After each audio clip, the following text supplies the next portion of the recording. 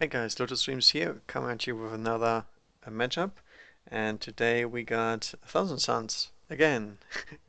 No, seriously, I have a new idea about 1000 Suns, and this is my latest attempt. As you can see, the model count goes even lower than usual.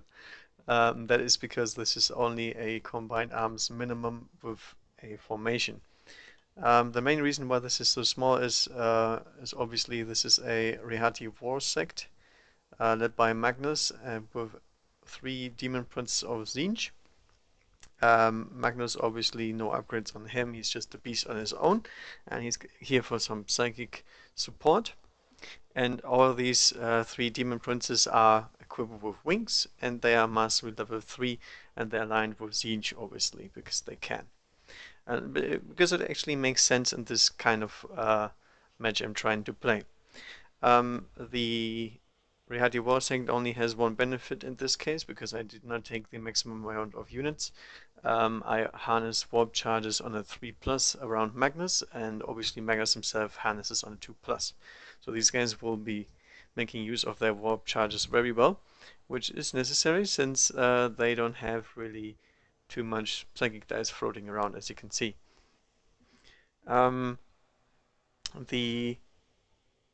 Demon Princes all went for the electro powers basically, and I got very lucky with the rolls. I got swapped twice, and the movement spell also twice, so for 18-inch move. Then have twice Baleful Devolution from Tzeentch, which is basically a crap shot at getting instant death shots and then turning something into a spawn, which is quite funny but not necessarily good.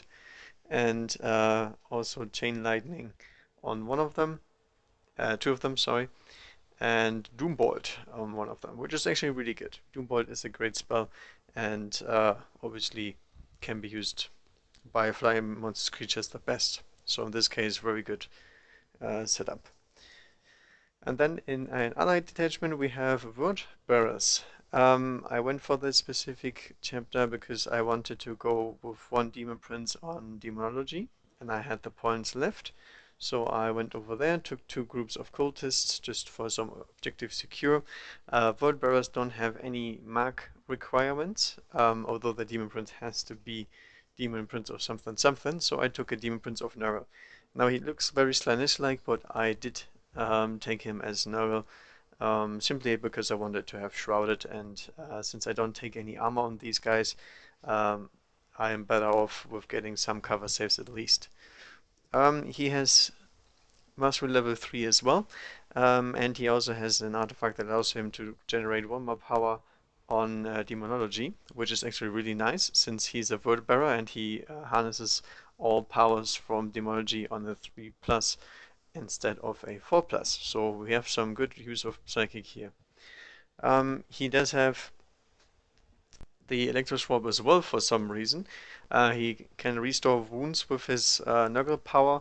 He has sacrificed, so he can create some heralds on the run. And he has Cursed Earth as well, which is really, really good. The tactics here are a little bit complicated, but essentially how this works is all of these guys can fly, all of these guys will fly, and as you guys know, if you fly, you cannot assault unless you're on the ground. These guys here can electro swap with each other, and as they do so, they drop down to the ground, and that enables them to charge their turn. So basically, you have a 424 free 24-inch movement, and then you can still drop and charge on that turn, which is obviously a big deal since the Demon Prince can be equipped to kill basically anything. This time I went with the Psychic route, and best use obviously with 1000 Suns, because every time they're affected by a blessing, you gain +1 in 1 save on um, all of your demons, which means Magnus has a 3 up and everybody else has a 4 up, and then we can also enable Cursed Earth and boost it up to a 2 up on him, 3 up on everybody else, rerolling once when being Tzeentch, and that would be pretty necessary too because I did not go with power armor to make them less expensive. Um, the word bearer can just sacrifice stuff or whatever he wants to. He can create some more units. He's just here as a little distraction, basically. And because I can always use more swap targets. The more you can swap, the better it is. And don't forget, Magnus can also summon in stuff, so we can basically summon something in from him, then swap, and there we go, we have another Demon Prince in position. Now this could give a very nasty alpha strike, some really high mobility, because I still have the 18-inch move for the cultists in case I want to drag them along for some reason. And the combat power is obviously really high since Magnus has a force weapon on him that allows him to kill pretty much anything in close combat. He's not that good against vehicles, but against everything else he is really good. Alright, and that is 1850 of Demon Prince goodness, based on majority of points is obviously Thousand Suns and then with Word Bearer allies. Alright, and then over here 1850 points, user committed list by Steve, I believe, and the chapter tactics is obviously Iron Hands as always, but this time a much more um, infantry-based list than last time. We have a very simple bit attachment in the sense that everything here has to be mobile. So in the core we don't have the normal stuff. We have the Stormlands Battle Demi Company instead, which you can take in a Fist of Medusa Strike Force. And that means all the tactical marines here you can see are on Razorbacks because they have to. These guys here obviously don't because they are bikes and that's fast enough for the theme of the army. And the Devastators are also on the Razorback. Razorbacks don't have any upgrades on them as far as I know, and the bikes have two Graf guns in them and a Librarian on the bike attached. He is part of the Librarians Conclave and is pretty much spread across the whole army. Then we have another Librarian here supporting the Graf Devastators. Looks like plasma cans, but it's supposed to be Graf. And we have one plasma gun in each of these tacticals, but other than that, not really much else. The benefit they gain for taking these this specific setup is clear and sweep, so they get twin linked against everything that has that is near an objective, which is actually nice. They have to be controlling it though, so in case the unit does not control it, you don't get any benefit. But the upside is is not within 6 inches or something, so if it's a very large unit, you still can get the rerolls, which is okay. The other thing they have is mobile firebase, which is much more interesting because they can move 2d6 immediately after they shoot in the shooting phase, which is obviously great if you have a bike or jump pack. It means you have a kind of a hit and run tactic, like very White Scars like, where this formation stems from originally, of course. And in addition to this, all the guys in this formation can move d6 immediately after they shoot and embark into their dedicated transport if they get in range. So you can basically peek out, shoot all your stuff and go back in, which is usually something that is a disadvantage when you're running a Razorback. And now you can basically fire all your guns no matter what and then safely go inside again. Sometimes it doesn't work because you have to go too far to make use of your weapons, but in general you can pretty much control however you want whether you can safely get inside or not, because you just have to be within 2 inches of the access points and you just don't walk as far away from the vehicle that you can't make it. Alright, but that is it for the Stormlands. So pretty mobile and some more DACA against objective controlling, which is not going to come into play this game, but we'll see. Then over here we have two extra formations, in this case one drop pod full of a command squad with the apothecary but no other upgrades. and also a captain, making one strike force command's choice. Obviously, there is the last librarian from the Libraries Conclave. He is on foot as normal, and all of these guys have Psyker level 2. Since they are part of this Libraries Conclave, as long as they are within 12 inches of a specific librarian, they can harness warp charges better than on a 4+, according to the amount of librarians nearby. It is a can though, so you don't have to do it, which is pretty nice, because as soon as you do it, the other librarians cannot cast just one chosen model. So it's a good option to have, and other than that, it's just a way to bring a bunch of librarians. The Strike Force command doesn't gain any benefits, it's just simply to bring in command squads or honor guard. And in the auxiliary we have 2 Honored Ancients Contemptor Dreadnoughts. Since they were implemented with Agents of Death, they are now normal 40k models, not even Forge, and they are both equipped with the Keres pattern assault cannon, which is basically a assault cannon with 2 shots more, and they have the same profile as a Venerable, except they have 13 front, which is nice, and they have a 5+ in 1 save against shooting and a 6+ against all close combats. If they explode, they'll explode a little bit harder, and they also have fleet. Other than that, they are pretty much identical. Also chapter tactics, obviously, and they are pretty solid close combat since they have a power fist still, so 4 base attacks is not bad. Right. Now about the benefits. All of these are chosen from Iron Hands, obviously. So we have +1 Pheno Pain for everybody. And being the Fist of the Medusa Strike Force, they also gain +1 Pheno Pain from there, as long as they are within 12 inches of an independent character, which they will be most of the time. And all the vehicles within 12 of an independent character also gain Power of the Machine Spirit, which means you can move pretty fast and still fire your weapons for ballistic skill, or if you have stunt or shaking or whatever, you can increase that too. All vehicles have It Will Not Die, since that's part of their chapter tactic. And you also gain additional warlord trait from the strategic, or I think tactical as well, but I usually always go for strategic if your warlord is from that detachment. In this case, the warlord that I forgot to mention is a captain right over here. He has the Gorgon's Chain, which is a tank artifact. He does not have any weapons whatsoever, so he's plain tanking, that's it.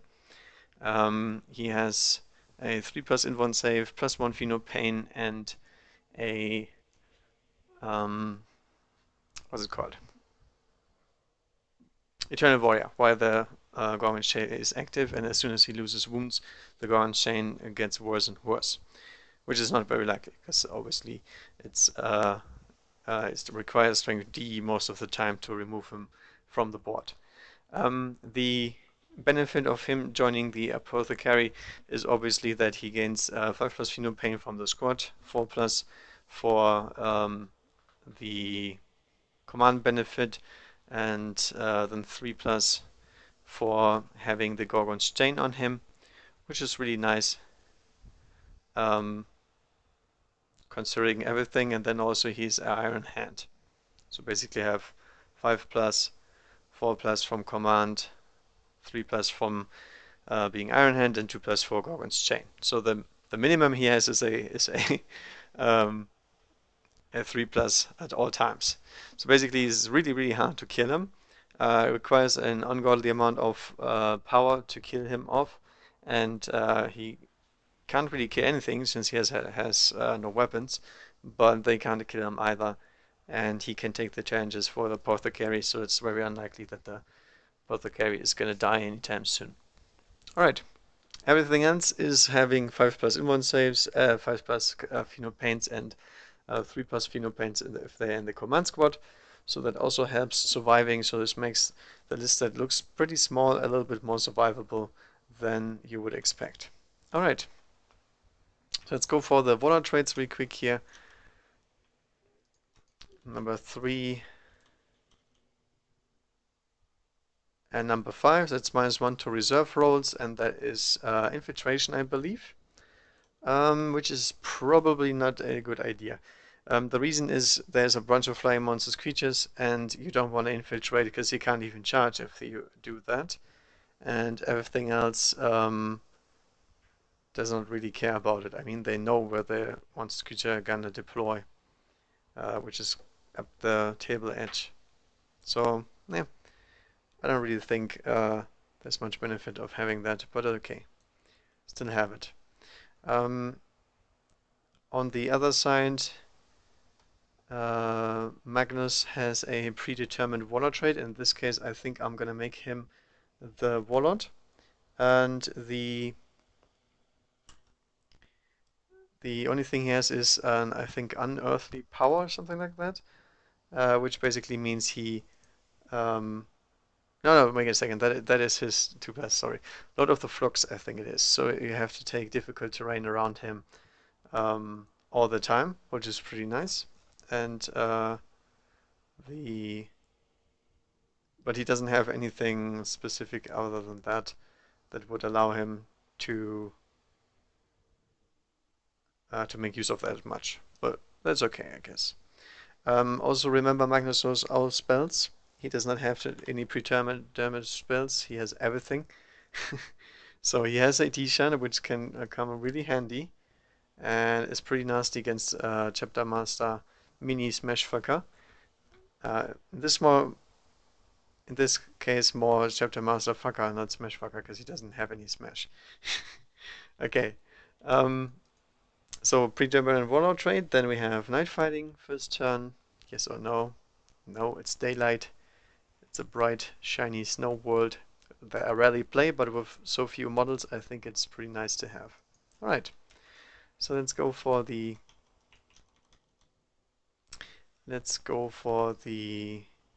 choosing sides. CSM get to choose sides here. And it is the Vanguard deployment again. I mean, they don't really care, to be honest.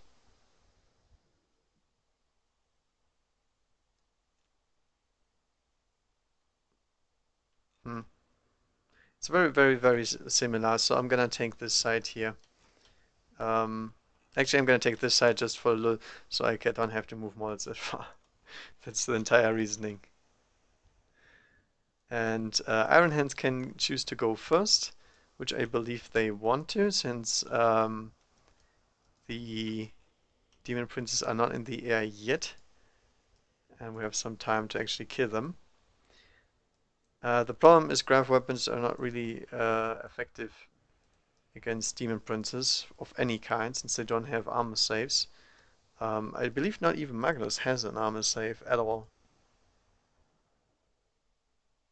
No, he has a 4+ save. Interesting. I don't know why he has a 4+, but I assume he has one. Might be wrong in battle scribe though, since the it's very likely that he actually has a 4+ in-one save and not a armor save, but that's fine. Is as bad as it is already. All right. These guys here in the drum pod or not? Not too sure about that one. I don't think I want to do that. So the problem here is if they fly over here and then charge, I have to be out of charge range. So best deployed back here, so they can't kill me as easily.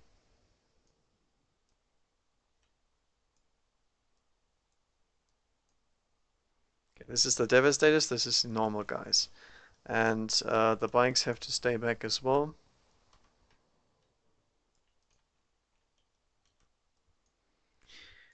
Librarian in the back.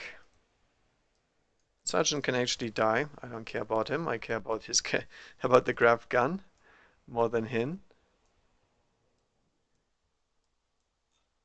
Like so. And I don't know about these guys. I probably should deploy them, to be honest, because the best he can do is lock somebody in close combat. And there's no reason for them to drop pod, because the best they could do is assassinate a squad of cultists or something. And I don't necessarily think that's a good idea, so let's put them on the board as well. I'm actually gonna try to make them secure the graph send, or in this case graph devs, because there's no Centurions. Don't worry about the jump packs, by the way. They do not have jump packs. It's just to show that they are command squad veterans. Okay, so obviously the Librarian Chapter command unit is in the back. Now there should be no reason to die, hopefully. Let's see.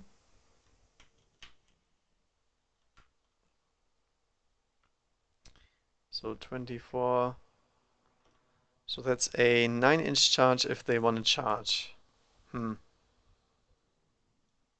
guess it's good, but I still have to spread more, because Magnus has a gaze of Magnus, which is really, really powerful against this kind of stuff. And unfortunately, the demons have too much mobility spells. I don't think I can help it but losing a bunch of guys if they manage. Okay, I'm gonna spread more. I'm a little bit worried that they will get killed by beams all over the place. And then the dreadnoughts need to be able to countercharge.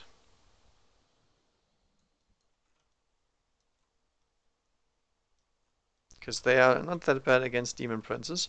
And then I will keep the drop pod as is, maybe to harass the cultists a little bit. I don't know. And yeah, they should be fine. Alright, then over here, the Demon Prince army of Doom is gonna toggle out a race and then deploy. The question is, do we actually fall for that trick or do we not? Because I have a ability to gain 24 plus 18 movement and try to laser some of these guys before they even get to go. I don't know. It's a little bit complicated, I guess. But for now, I'm just gonna deploy. Actually, he doesn't care. He doesn't get any cover anyway. His normal saves are better than that. I'll deploy back. I don't want to get shot first turn, and since they have first turn, there's no reason to move up. And if I steal the initiative, I have the movement to kill them. Right, seems fair. The cultist blob will just try to hug cover and be sacrificed. That's all. So Valbera cult is right behind their master, falling over for excitement. And then these guys here probably always close to them over here. There we go. So the winged army of doom is deployed back here. They are all 6 inches away from the 24 range, so there's no way these guys can reach me unless they fire the heavy bolters. Everything else here has 24 range, and we are outside of that. And I always have the option to go very far ahead. I'll show you how to do that. It's actually very, very simple how this list is played, but it's very, very powerful. And the mobility spells are all there. Everything is pretty much prepared. And we'll see if I can pull it off or if I do a mistake. Alright, so but first of all, let's go for the season initiative on a 6+. They do not, which, as I said, it doesn't really matter to them. So we'll see what the opposite can do. Heavy bolter is not really in range. I don't think we want to move forward too much. I mean, I could move 12 and still fire with full Basilisca because I have Power Machine Spirit. But to be quite honest, if I move too far forward, they can charge too easily. It is beneficial to be a little bit more back. Trust me on that one. All right. Um, the the question is, do we do anything? Do we cast some psychic powers here? Oh yeah, I didn't roll for my psychic powers. Derp. Now that I talk about it, let's actually roll. Yeah, it doesn't matter for placement though, because I don't think there's anything else I would do. I would deploy defensively no matter what. And the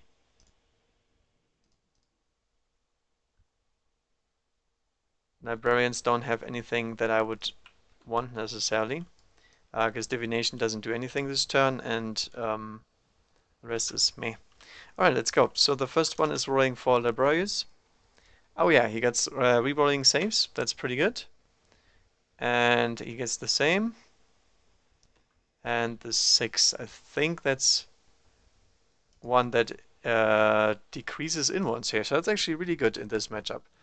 So reroll saves and -2 invuln. Then we have divination.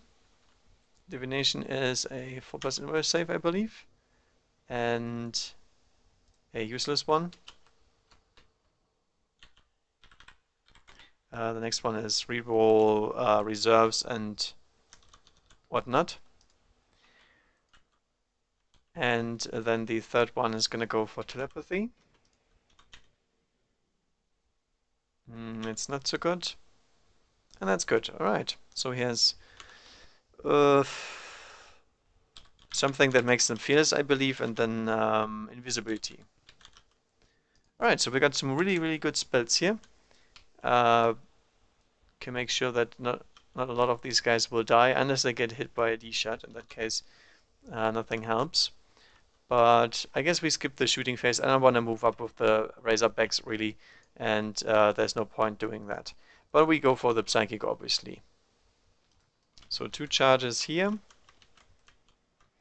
5 charges for Magnus. 3 for each Demon Prince.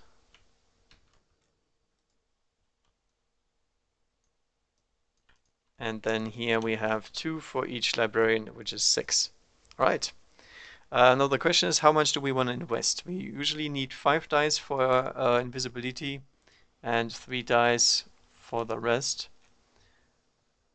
Does the Devastator Libby want to disembark this turn? I guess so.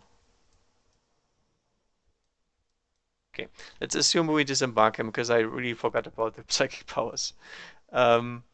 This guy here is out of range, so he can keep casting, and this guy here is in range of him, so we can use him to cast on a 3+, which makes us roll this with 4 and this with 4. I think that's the best idea here. So this one here is gonna go for invisibility, and that's 1 cocked. They get it with 2, but that's probably not enough. The demons or chaos space marines in this case will invest not so much. I think rerolling saves is much more powerful than this. I'll try. So I need 2 6s to deny. I do not get it, so they are invisible. And then rerolling saves on the other group. Peril, but they get it. Do I deny on a 6+? Yep, I have to deny, so that one is denied, and the librarian takes a peril of 1. That's really bad, but he has to take a leadership test before it's really bad. Okay, he's fine. Well, so he takes 1 wound, but he has feel no pain. But he still takes the wound because he only has a 5+. Alright. What could have been worse? So invisibility went off, and we can add that to this group. Is not really necessarily good because I have a bunch of powers that target them without having to target them. So in that case, it doesn't do much, but still it's better than nothing, right? So if in case they get charged, they have some ability to strike back, because there's way too many here invested into that to call this a safe bet of just standing there and getting assaulted next turn. All right. So turn 1 on the other side here. I guess I'll attack into the air. There's no reason to stay back, I think. Whoa. And then this happens. Let's not move as quick. I don't remember exactly how much we had. Something like this. Okay. Let's fly very, very slowly. It's because of the big buildings, by the way. That's why they clump up as much. Okay. So we can fly over here. And then I have to see what I want to actually do with my flight. All right. The critters will simply advance and hopefully get in range some time.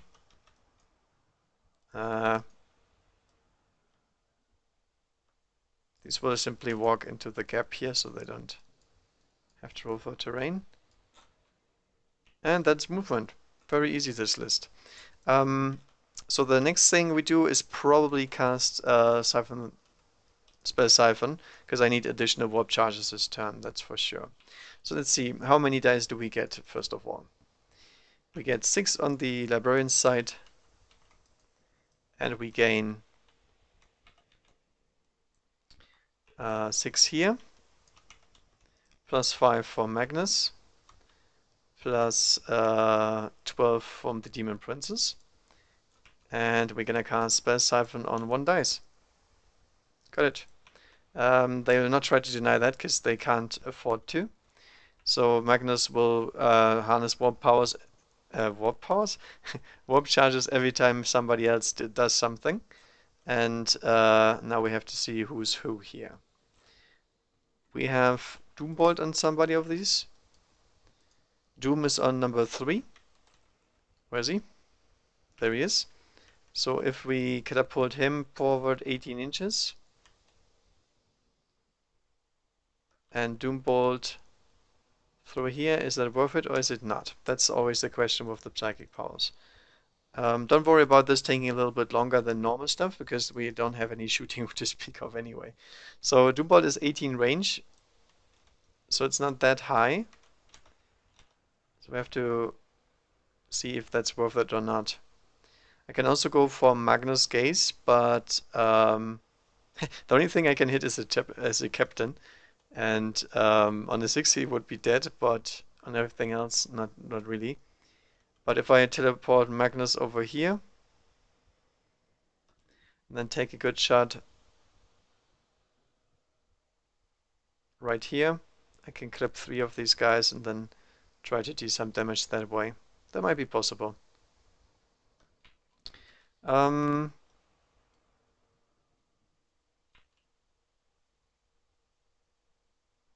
believe we start with summoning first. It might sound contra to what I already said, but summoning is actually really important here, so I can gain some more movement out of this. So let's try to summon first with Magnus, I guess. He's gonna go for the I've no idea what's it called. The one that calls in the chariot. And this is no peril because he is Magnus and he cannot peril. Or he can peril, but he ignores that. And then we bring in a chariot. Just because I want some more Daka. And the idea here is to swap with the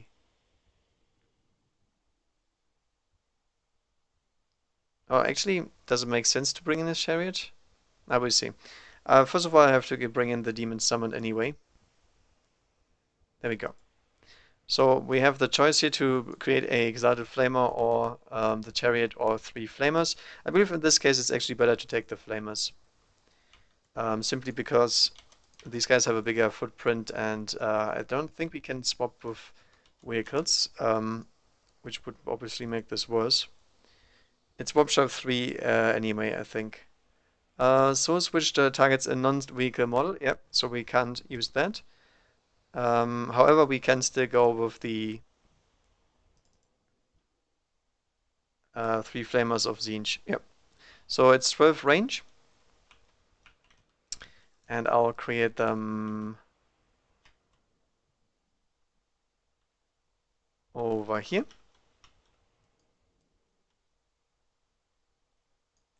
And then we have to scatter them. Where's my scatter die?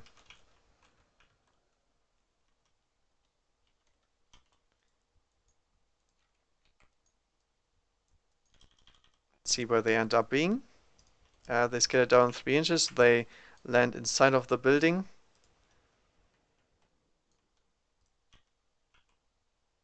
Zzz.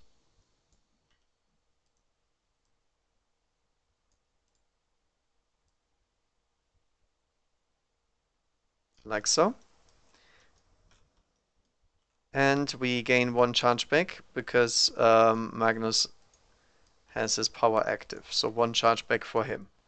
Alright, next is the first soul switch. I'm going to try that on 3d6, trying to swap Magnus with the flamers.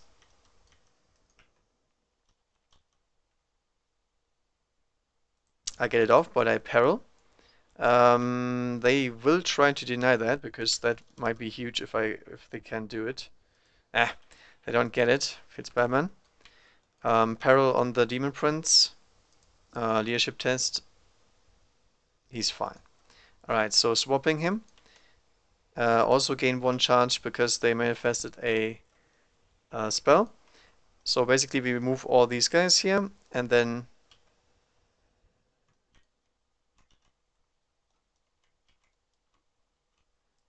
we swap him with him. Zzz.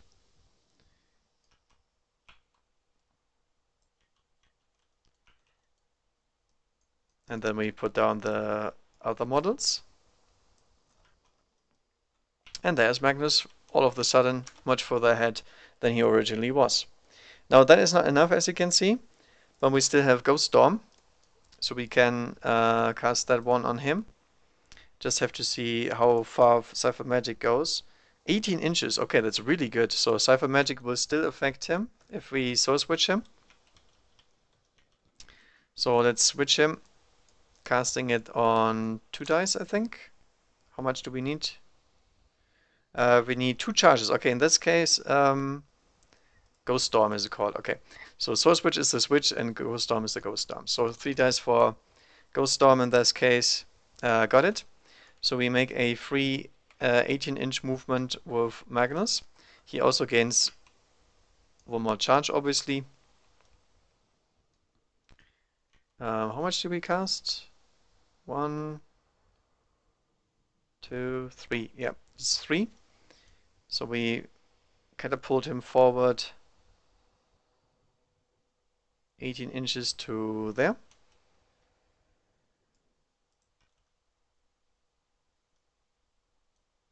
By the way, he's not in the air anymore. He is on the ground, I believe. Yeah, since we switched him, he has to be on the ground now. Which is not necessarily good for him, but he's in position to do some stuff now. Alright, so he's right over there. And then we can continue with the casting. Now, since I have 3 charges already, I can now try to go for my D-shot right through all of this.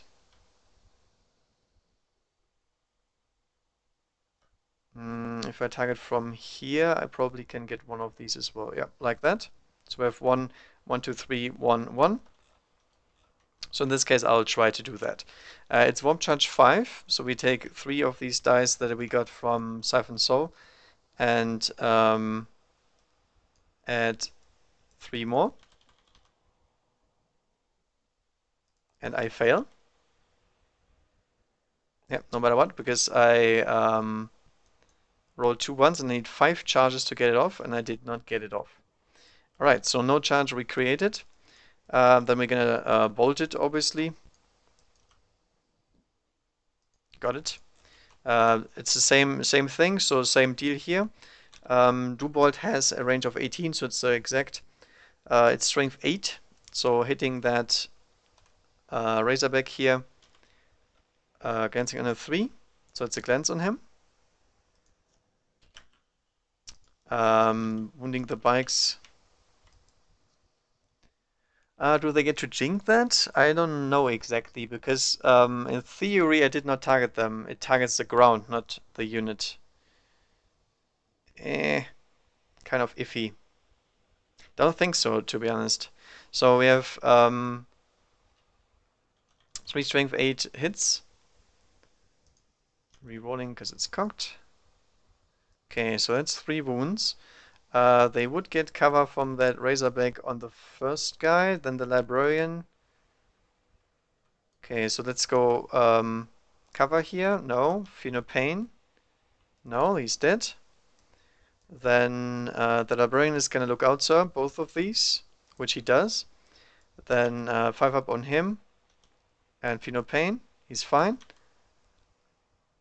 And he's fine. Alright. So that was successful. Magnus regenerates 1 charge because he went with 1 spell successfully. And that is his that one, 3rd one. So we have 1 more spell, 2 more spells that we can cast on him. So let's see what makes sense here. I could go for Breath of Chaos to get some more going there.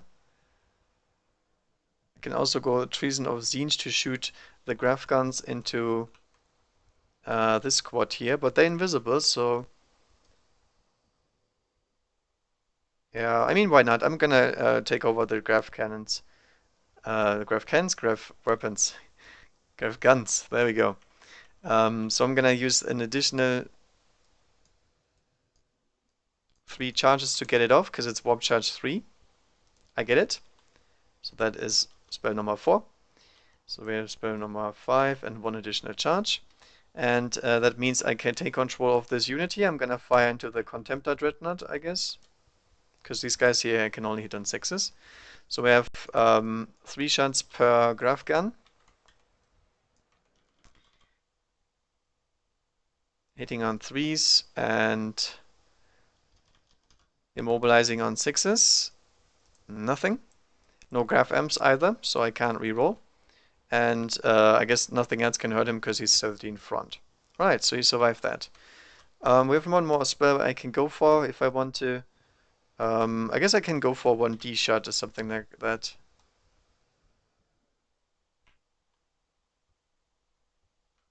Yeah, I don't know.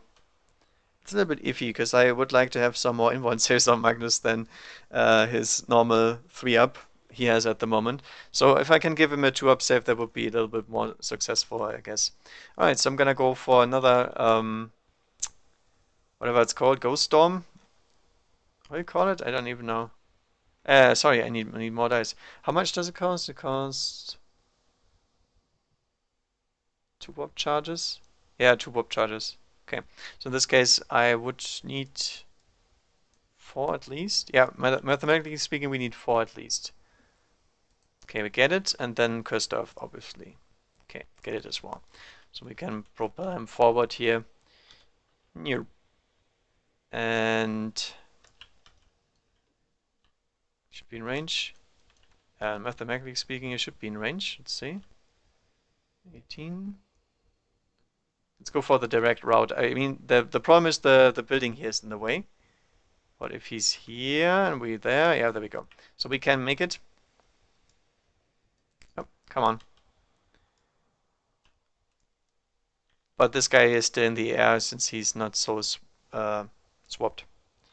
So look, get him up here. Cursed Earth is active, so we have a save on Magnus because I don't want to die. Okay, that is it. Shooting phase next. Gonna run the cultist 4 inches. Skidder. And then the other cultist squad, 3 inches.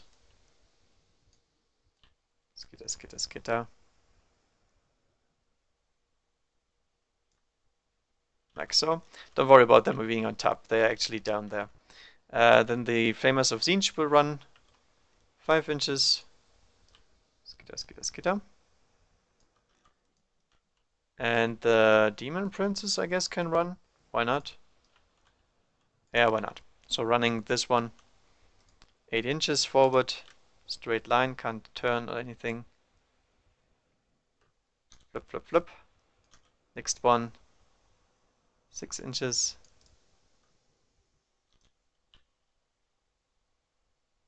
Flip, flip. And 3 inches. He's the slow one. Doesn't matter though, as long as I'm within 24 range, I am pretty much good to go. And these guys are in 18 range as well, so I can swap them in and then sacrifice them into something that I can use. Because I wanted to show you guys how sacrifice works as well. Alright, so Magnus cannot charge unfortunately because we moved him 18. And that move does not allow you to charge. It's only for the displacement. And I guess we don't have to take any tests here. No, not really. Oh yeah, these guys have to take a pinning test, obviously, but they are bikes and they can't go to ground, so they don't take one.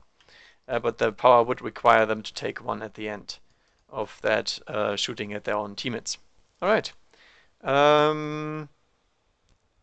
So we have Iron Hands turn 2. So let's see what the strategy here is. I mean, he has a 2+ rewarding event, so that's a little bit of a problem. He is toughness 7, so can't really hurt him with anything.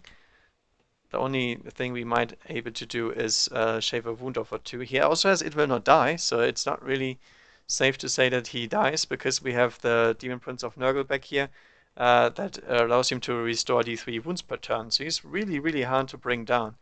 I think it's better to actually go for one of these Demon Prince of Tzeentch instead, because we can actually gun these down. That is possible. Let's see if that guy is in range. This guy is not in range of Cursed Earth, so at the moment he only has a 4 up. So I guess we have a chance of bringing him down. Alright, let's turn this around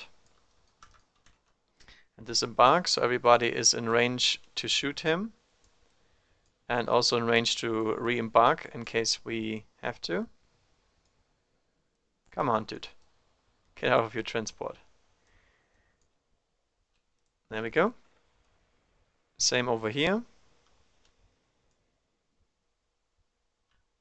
Just have to be within 12, and that's totally fine.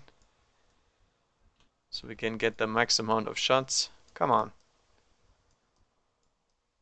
Give me my Marines. So if we're lucky, we can bring him down to the ground, and then we can charge him next turn, this turn, with the invisible guys, because these guys here are way too slow to get over there and help him. That's not doable. But these guys can certainly get in range of that guy, and they might be able to kill him off in this turn, since he doesn't have an armor save and 4+ is only getting used so far. The librarian, on the other hand, is not going to join them. He's going to stay here where he was, and he's going to attach himself to the graph guys. But I'll move this last because these guys have no range whatsoever, so have to be very, very careful with them. These guys here will move backwards.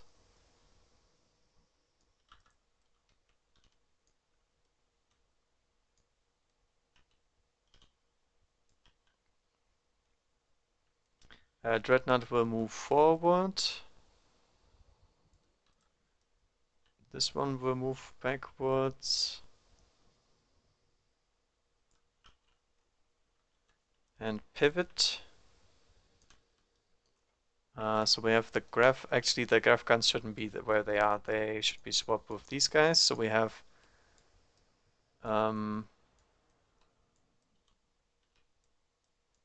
decent range, and then these guys here will disembark.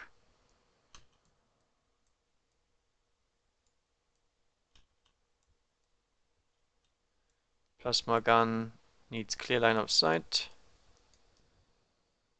And there we go. Everybody can see. Yeah, Magnus is so big, you can see him no matter what. And then these guys here have to make sure they get within 12 inches of him. Right there. Because graph cannons are salvo weapons, so as long as you move, you have very, very reduced range. But I think we are good. And then also we move the Razorback close enough so they can immediately re-embark, and the librarian is attached to them. This dread here is not really in position to do much. I'm gonna move him through the cover. Maybe he can get somewhere. No.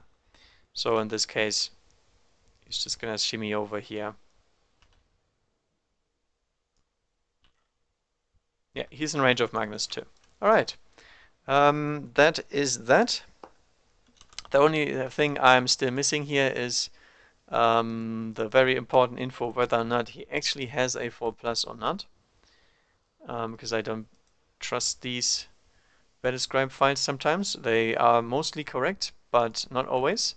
And in those cases where they aren't, it's probably something like that, where somebody was, okay, he has a 4+ save, is an in1 save or not, but they usually add a ++ if it is an in1 save. So that's why I'm looking it up, because I'm assuming that he should not have a save whatsoever. I mean, it would be cool if he has the 2+ save, but I don't think he has it. So where is he? Magnus the Red does have a 4+ save, actually. Wow, that's really interesting. So you can actually hurt him pretty well with Graph, I guess. So let's go with the Graph guys first then. Since they move, they don't get the stationary profile, which is always the case in this formation, which I really don't like, but that's okay. And we have 3 shots from each cannon times 4. Oh yeah, wait a second, we need Psychic before we start anything here. 3. Keep forgetting these librarians, god damn it. 6. And then on this side we have 1, 2, 3.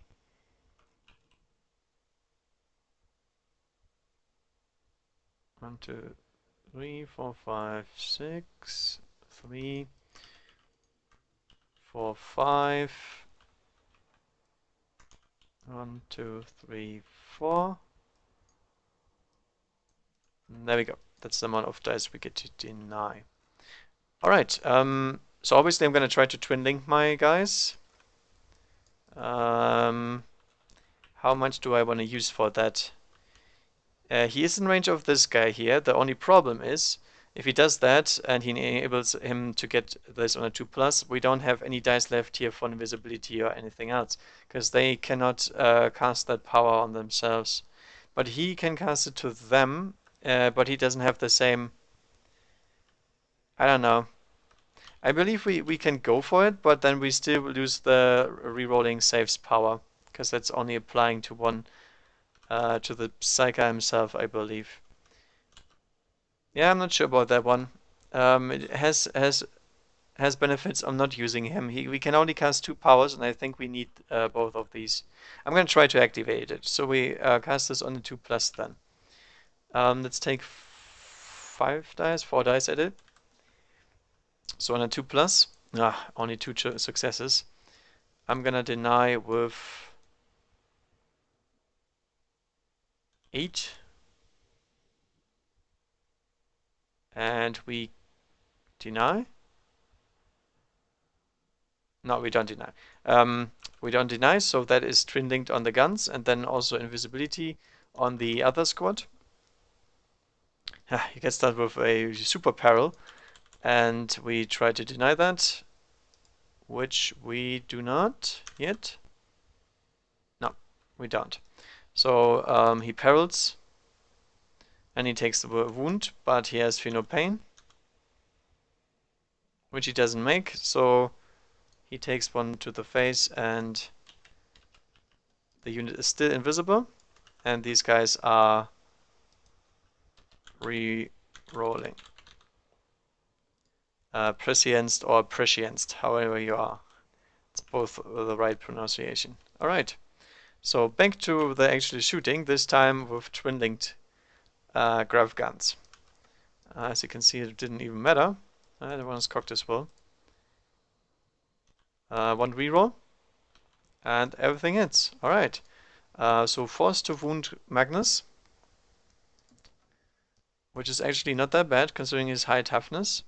And we get to reroll everything because it is grav amp. That's a bunch of saves. Alright. So he's rocking his 2-up. And also a reroll on this. And he takes no wounds whatsoever. Typical Magnus. And then we have the rapid fire bolt gun that can barely even hurt him. 1 wound. Nothing. And then we re-embark. Fuck this. Get in. Alright. Obviously the dread was looking this way. So the dread is going next. Hitting on 2s with the autocannon and misses terribly. Wounding on 5s, nothing. And then this underslung Stormbolter. 1 hit, no wound. And I guess we can also target them with the Razorbacks. Nah, I think the Razorbacks all need to fire into the Daemon Prince of Tzeentch. Yeah, I think it's a better idea. These guys here are all in range, so we're gonna fire the grav guns next. Missing half of them, unfortunately. And wounding nothing. Then we have 6 rapid firing bolt guns on the bike. Drilling 2. And wounding him on 6s. Nothing. 1 plasma gun in rapid firing range. Wounding on 4s. 2+ save. He's fine. And then a crack grenade hits him, doesn't wound, and 4 bolt gun shots. Rapid firing. Wounding on 6s. No, say nothing. And then we re-embark into the transport. No read to roll because we are in range. Alright. So much for killing Magnus. It's not happening anytime soon. This guy will just shoot into the Daemon Prince of Tzeentch. There's no point in even trying. Daemon Prince does not need to jink because they don't have any ignore cover. And he misses anyway. Then we have these 4 Razorbacks all into the Daemon Prince. I'm just going to use all of it because I'm sure I want to kill him and not anybody else, because as you can see, Magnus is pretty much unkillable. Yeah, not bad, 5 hits. Long lives the twin linked. And wounding him on 4s because he's toughness 5. 2 wounds. He has a 4+ at the moment. Am I doing that right? Yeah, he has a 4+, right. So 1 wound on the Daemon Prince. Then we have... I'll shoot these guys next because I don't want to kill myself with the plasma guns if not necessary. So we have all of these guys in range. So we have 1 crack grenade that misses and 5 veterans and a librarian on 6s. Nope. Alright, I guess we have to kill ourselves with the plasma guns then. So nothing else left. Plasma gun. Yeah, gets hot. Makes it safe though. Then we have a grenade, misses, and bolt gunshots. Not five, but doesn't matter, everything missed anyway. Then the next plasma gun. Yeah.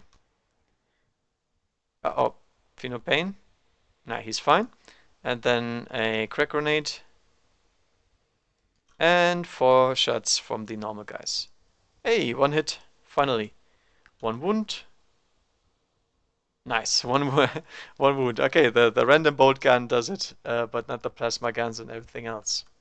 Alright, so he has to take a grounding test at the end. These guys will obviously re-embark because there's no reason to stay uh, outside. And that is the entire army shooting.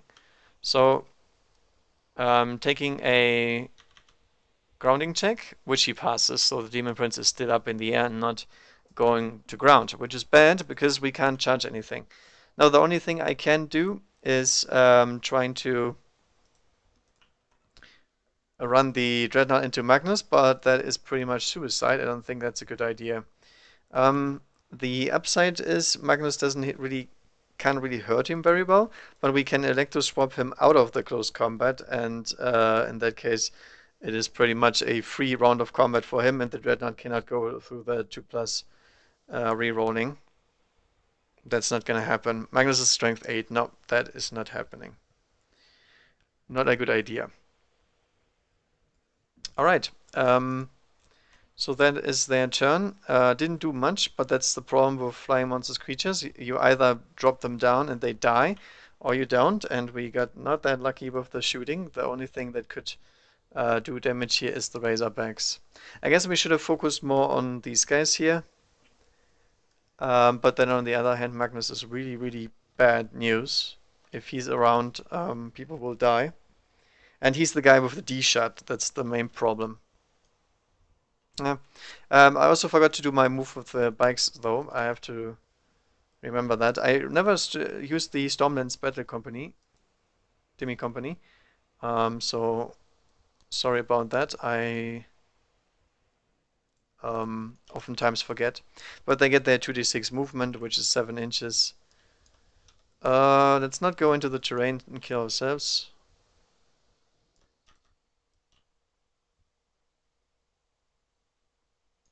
Over here. This guy over here.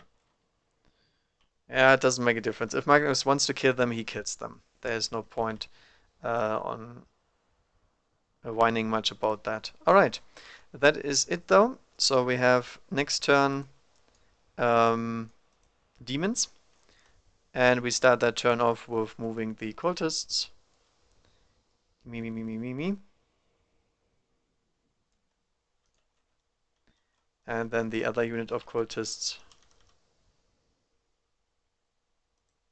7 inches, 5 inches, not 7. Whoops. Let's move them like this.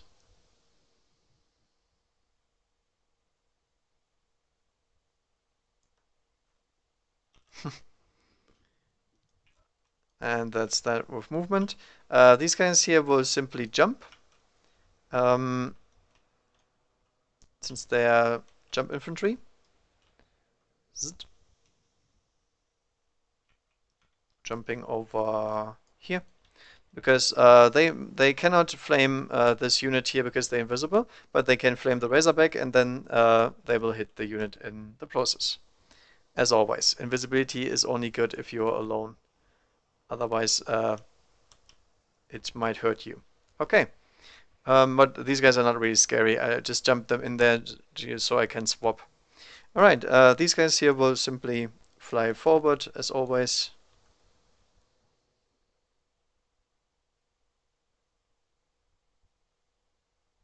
It's not far enough. Let's fly over here.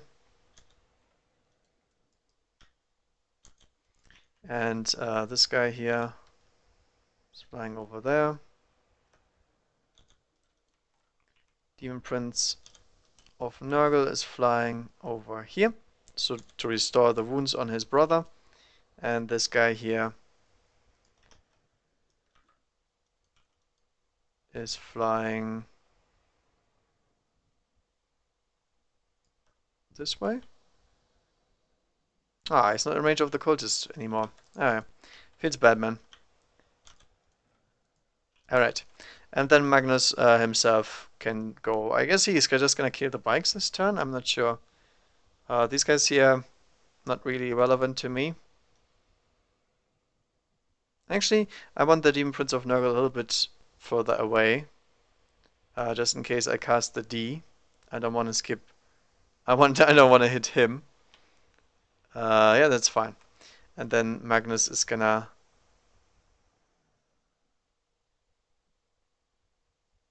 hop over here.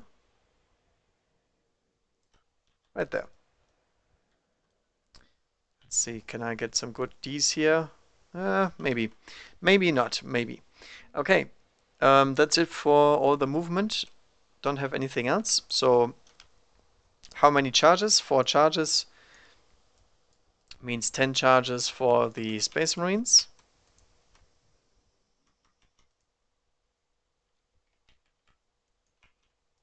And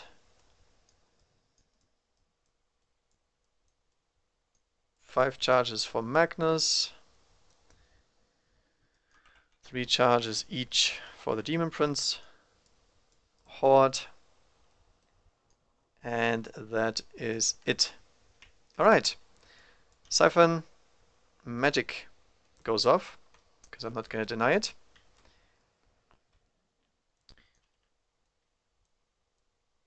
Let's put that over here. It's Magnus spells.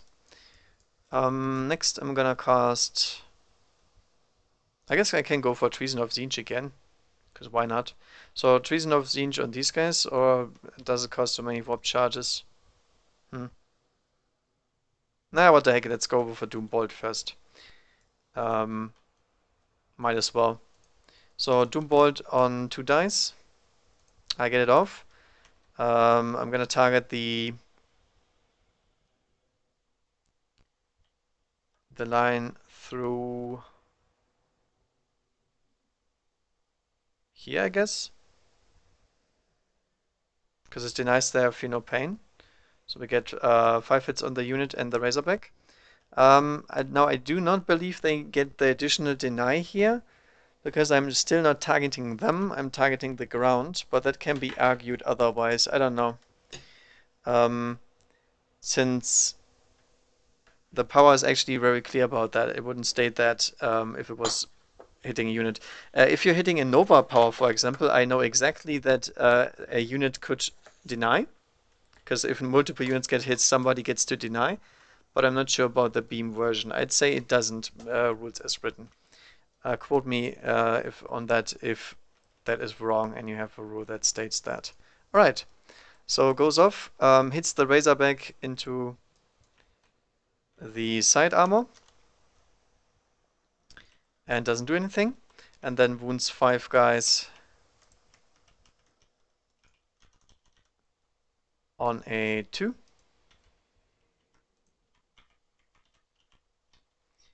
So we have 3 saves to make here. 2 saves and then the Apothecary. Ouch, okay, Apothecary will look outside this, because these boys both died. Oh, he does not want to look outside to the Librarian, though. Not sure about that one. If I lose the Apothecary, I think they will die anyway. Librarian is which one? That is the invisibility one. Now we have to kill the Apothecary, unfortunately. Okay, so he's dead, and we go over to the next spell rotation. I guess I'm gonna go soul switching now. Soul switching with 4 dice. These 2. I get it. I peril. I go Super Saiyan. Nice. Okay, means I get Armor Bane, Flesh Bane, everything. Yep, get it. So we have actually I have to roll this guy or this guy. It is that guy. Okay, so we this guy, sorry, 1, 2, 3, 4, 5, 6. So this guy is now Super Saiyan. Then they swap places. Unless I want to deny, but I will not deny that. I don't think so. And they drop both down to the ground. Just these guys will soul switch as well.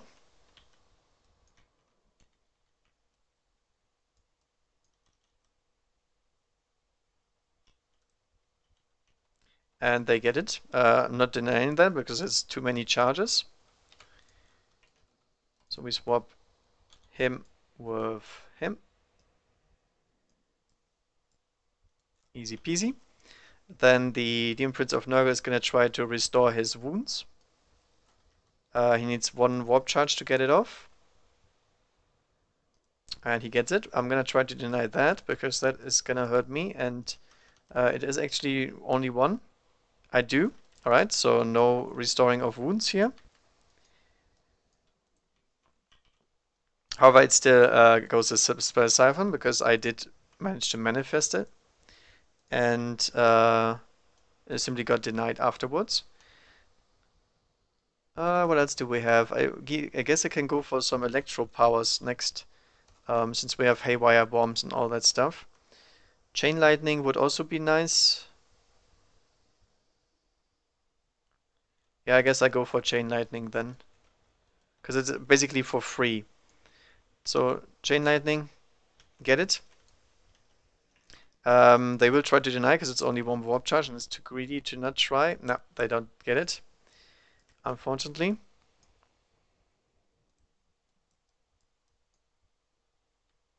Because you can only deny with whatever is targeted in that case. So we have D6 shots into the Dreadnought's back. 4 shots and hitting on 2s. And glancing on 5s. Nothing. Then on a 4+ it chains to the Razorback. No. To the bikes. Yes. How many? No. 2.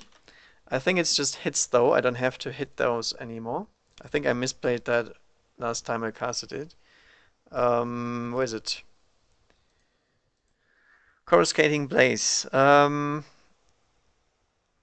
they suffer just a bunch of hits, so it's only hits, no need to roll there.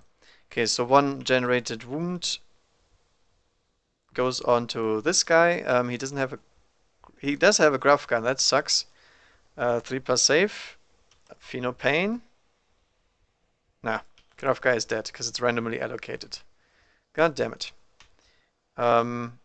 This Razorback here gets hit on a 4+, which he does. How many times? 5 times. Glancing him on a 5. 1 pen. What happens to him? He is immobilized.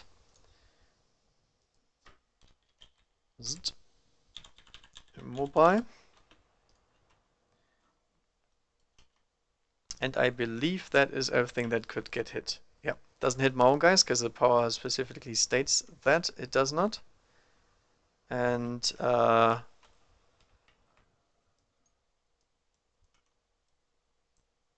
that is it.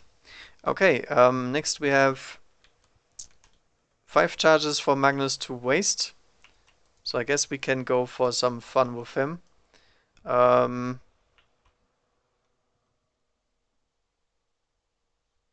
I can put a D through here so we kill the Dreadnought in the process. Or I can put the D through there, which would net me 3 hits against that unit.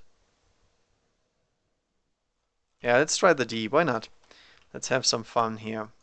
So I'll use his 3rd power.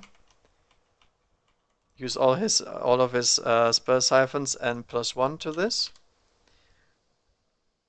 And go for the big D. Yep, we got it. So hits the Razorback. What happens? It suffers D3 hull points, so 1.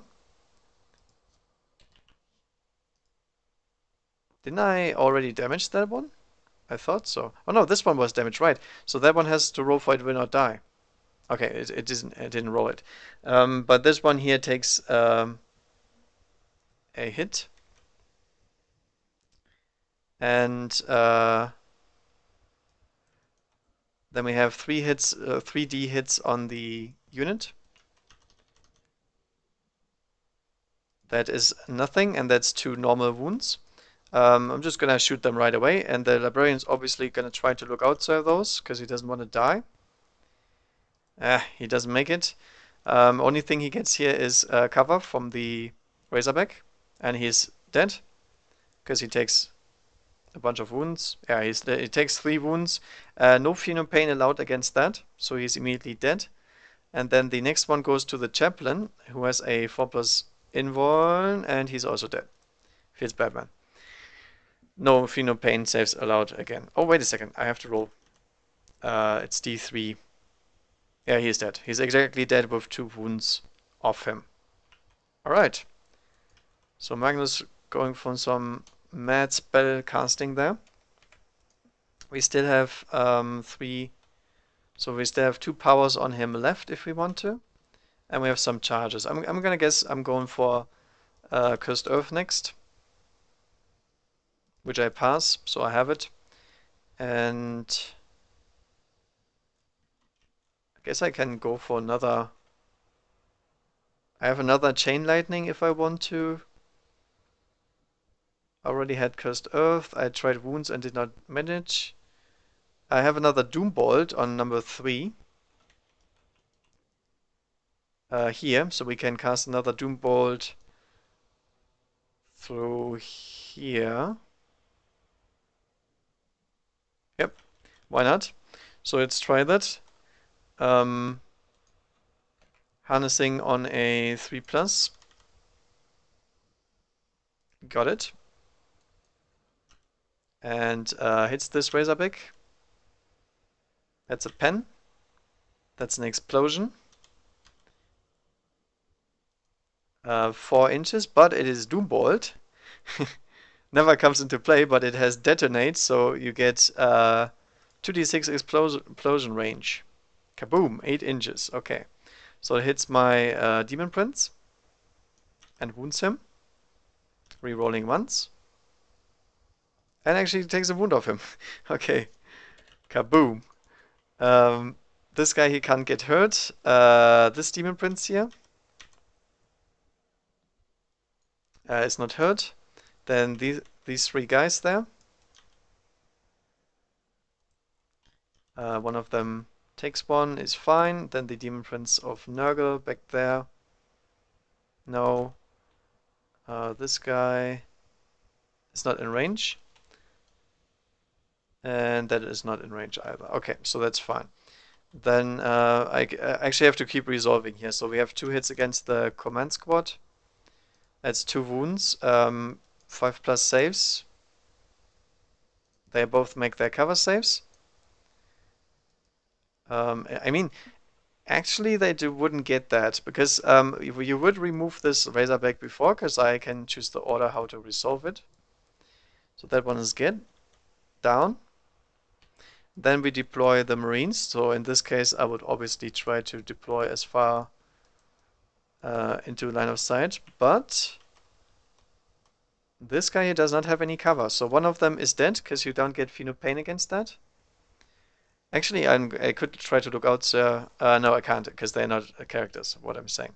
So this guy is dead, and this guy survives with his 5+. He's fine. All right. So now the unit inside also has to take their hits. 3 hits against the unit inside. And they are all good.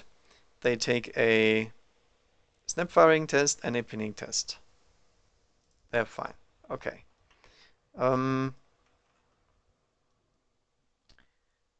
That is it for that psychic. Casted that with 2, So I still have two left, I believe. I rolled my dice wrong here. So I got now the power off, but I'm too far away for a spell siphon, so I simply have two more warp charges to go. Um,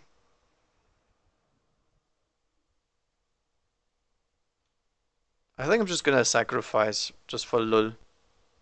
Yeah, I get it. So this guy takes a wound. We bring in a herald. In this case, a herald of Korn. Is it? PS within 6 inches, right over there. And he doesn't scatter because I have cursed over oath. Alright, that's it.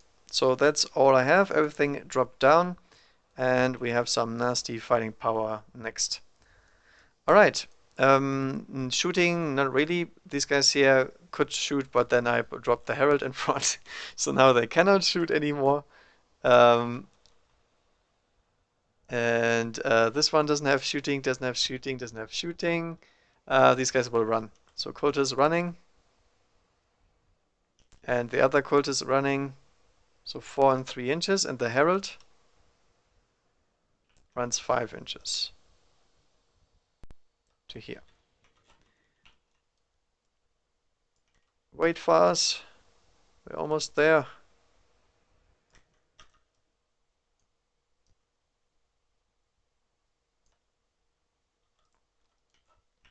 All right. Assaulting next. Magnus is gonna assault these guys. They will overwatch. We have 6 graph guns. 1 hit. Nothing. And 2 twinning bolt guns. Nothing. Nothing. Distance. 6 inches is fine. Raw. Then this one against the Dreadnought. The Dreadnought is gonna assault what? Overwatch. 1 hit with the Chaos Assault Cannon. That's 1 wound. And that's 1 save. Distance. All in. And he also has Armor Bane this turn. This guy here is gonna assault the fresh unit, I guess. Actually, no. I'm gonna assault here against the Razorback. They cannot overwatch because they're inside. He's in. He's totally in, as you can see. Okay, and then this one. Oh yeah, Overwatch above this time. Okay, so he in those he makes the charge, but they still get their Overwatch, obviously. 1 hit with the plasma gun, 1 wound, 1 save. Bolt guns and pistol crack grenade. My goodness, is not in, and he makes the charge. Then this guy here is gonna charge the Rhino, Razorback, sorry, and he makes it. Rah. And that is it. So let's start over here. The Sergeant is dead, so the Librarian will accept the challenge that Magnus obviously casts. Magnus gets an impact hit, which wounds, and he saves. And then the Librarian and all the guys pile on initiative 4. Librarian has 3 attacks with his power sword, hitting on 4s and wounding on 6s. That's force sword, sorry, not power sword. So 2 wounds on Magnus. He has a 2+. Why does he? No, he's out of range now, so he has a 3+. Because he's still affected by a blessing and everything. Alright, so 3+ not made. We have a crack grenade that misses and 2 biker attacks, 2 hits, nothing. Alright, so he gets his 6 attacks, I think. Magnus, what's your attacks? It is 6, yeah. So he has 7 on the charge with his little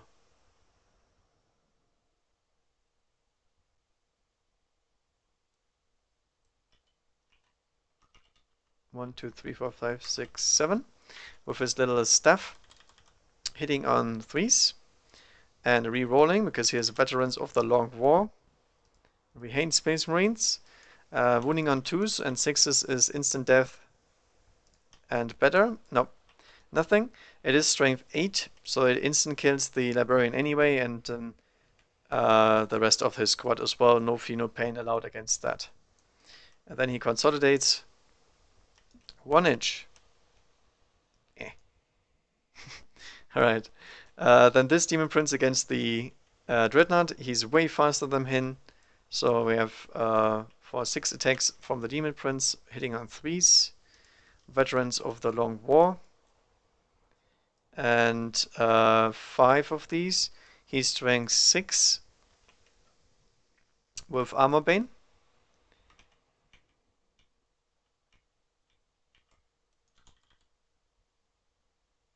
So that's a pen. Pen.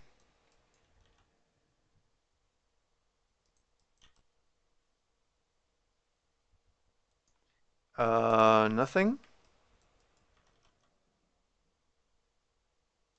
Nothing.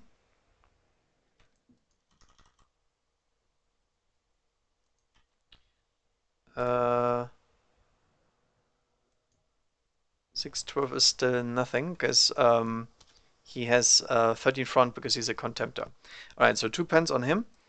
AP2. So what happens? He explodes, of course. How far does he explode? 3 inches. Actually, no, wait a second. This is the explosion. No, and this is the other one. Okay, it doesn't matter. He has a 6+ in 1 save in close combat, but he failed that one as well. So, so he explodes 3 inches, and I think he has extra range on that explosion as well, being a contemptor, because he has an automatic kaboom. Yeah, +1. So we have 1 hit on the Razorbank. Doesn't hit him, doesn't hit him, does hit him. So the Demon Prince is wounded and makes his save because he's in range. The Razorback doesn't do anything, and then he's removed. Kaboom. This Demon Prince against the Razorback, he automatically hits him because it is immobilized and it's dead. Does it explode? No. Guys, disembark. Probably this way. Not sure about that. And they take a pinning check and a snap firing check, which they pass, I think. Not sure if they leadership 9 or not.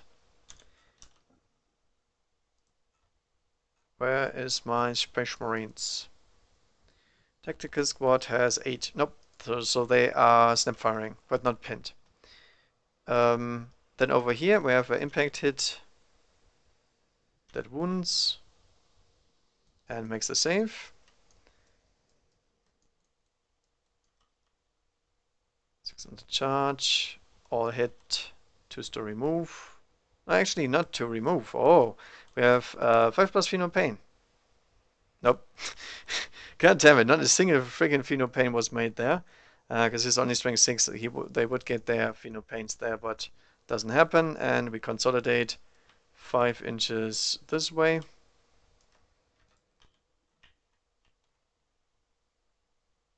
Does this guy fight against the Razorback? I think so. Alright, let's fight him against the Razorback real quick. So 1 impact hit. No.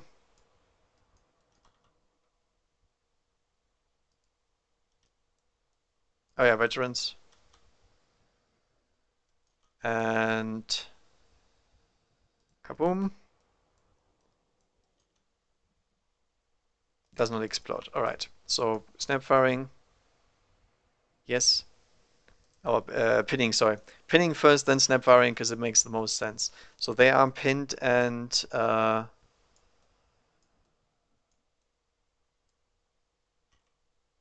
their transport is toast.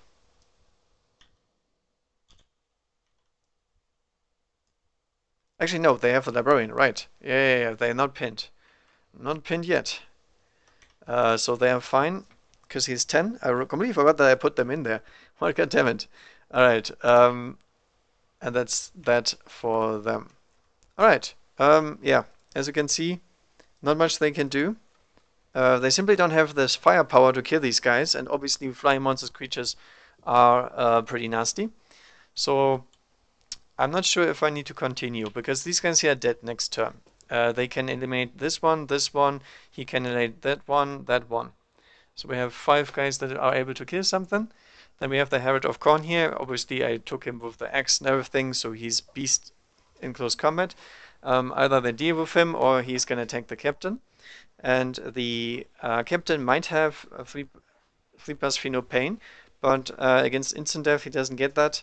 And obviously Magnus has the ability to do that.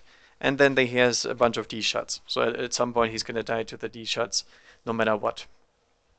So I think it's fair to concede here, because Magnus is not dying anytime soon, and as long as he is not dead, he can probably kill these guys by himself in the next Psychic phase. And we still have more cultists to come and stop these guys in case they try to run away or something stupid. Yeah, obviously very imbalanced matchup, but that's okay. I already told you that is what happens. But these guys, this kind of list, I think ranks majority. I think this is something you can play in competitive if you want to. You might need to drop the World Bearer detachment to get some more objective secure. And just in case they try to gun you down, the mask would probably be best. So if you want to run that, take the mask.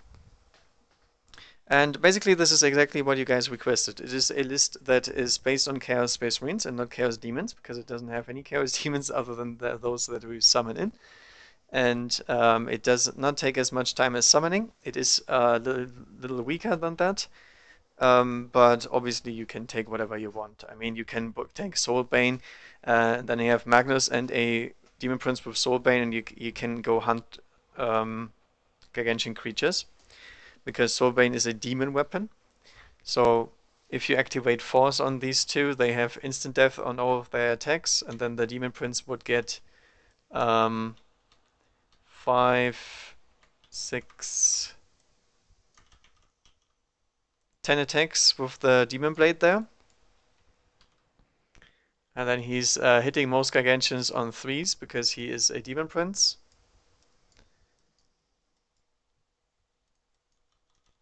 And he's wounding them against their leadership plus his strength, so it's on 2s most of the time.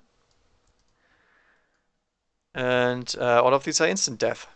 So if you imagine that against a Wraith Knight, for example, and he at least has his Scatter Shield, because if he doesn't, he's immediately dead.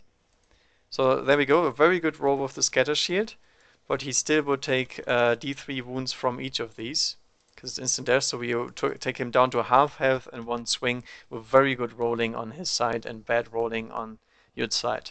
So that is pretty nasty. And then Magnus can do the same. He also has a D hit, so he can cause even more damage to your Gargantuans, and you wouldn't get Feel No Pain against that.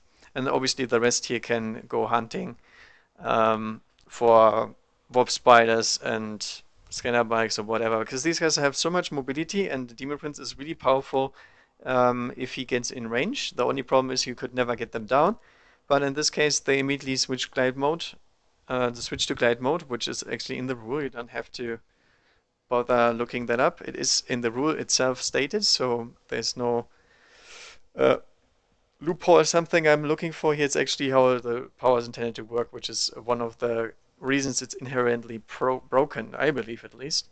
The Geomortis is also broken, but it is much more dependent on the fact that there is terrain that you can actually use to your advantage, which in most cases there will be, but not always. It's not optimal. It's better to use that if you want to go for vehicles. Obviously, you can see the rest of the discipline isn't too shabby either. I keep using the Chain Lightning, and the Primaris is very good. I believe it's a very strong discipline.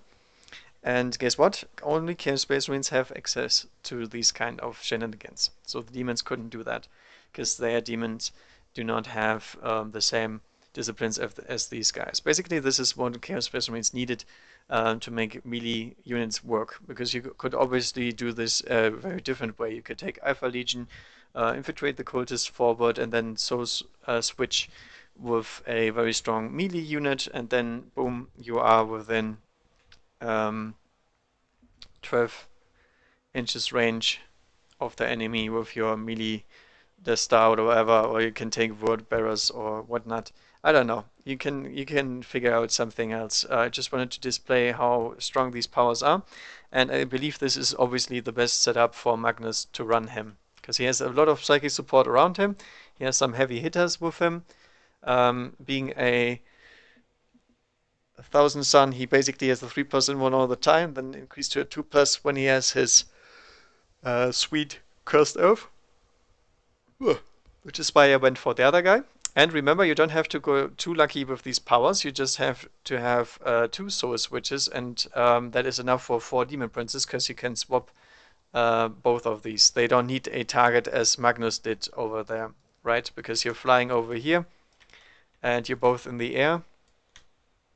And then it specifically states both targets swap and go into gliding mode. So this is perfectly intended on buffing flying monsters creatures that have access to these disciplines, which is obviously demons. You can also do this cheese with something else. You can switch other flying monsters creatures. For example, Bloodthirster would be pretty nice. 24 range. Swap him in. There we go. He has the D, and he is gonna kill something. But it also works with the Keeper of Secrets, for example, because the range on the soul switch is 24. So if you're standing right here, and the Keeper of Secrets is back here, you can swap him in and then charge him in. So we can even go for the immobile guys, or the Great Unclean ones, for example. So you have a bunch of options here to ally CSM, and then add whatever you like to taste. The Rihati War Sect is only the reason I take this, because that's the only pure Demon Prince formation the CSM have. Other ways to get that would be taking the Favored of Chaos in a Chaos Space Marines detachment, because Possessed, obviously, with all 3 mutations, are absolute murderer in close combat. You don't need the Demon Prince to kill these guys. You can just send the Possessed, and they would take them out no problem. And the only reason why they're stupid is because they're too expensive and they don't get across the board. In this case, they get out across the board, they are in close combat, boom, there you go, the formation is great. This is how you make your melee stuff work. Obviously, there is always a little bit of a risk inside. With summoning, you don't have any risk because you maximize the amount of stuff you get. And with these guys here, if you don't get Soul Switch, that sucks. But in the end, you can always go forth with Magnus and wreck stuff with Psychic. So this does not require you to be on the ground and wreck face necessarily. You can also try to run Magnus on foot and then drop down and fight with him, as I did here, since he has, as you can see, unbelievably tough to kill. Unless it's a rededicated unit to take out monsters creatures, because he's not immune to D-shots, since he's Eternal Warrior, but not no Gargantuan creature. But I mean, everybody is susceptible to Ds.